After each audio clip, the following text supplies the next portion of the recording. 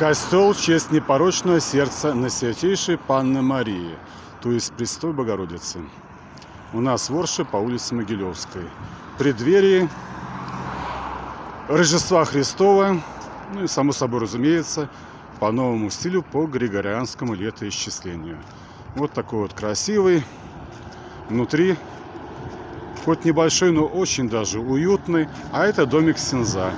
И строительством этого костела в большинстве своем, в основном, занимался ксенз Валерий Орсик, который нынче переведен в другую парафию, то бишь епархию на православный лад. Всем доброго вечера еще раз, всех благ и благодарю за внимание. Даже адрес есть: Могилевская, 81. А вот это старая капличка возле него.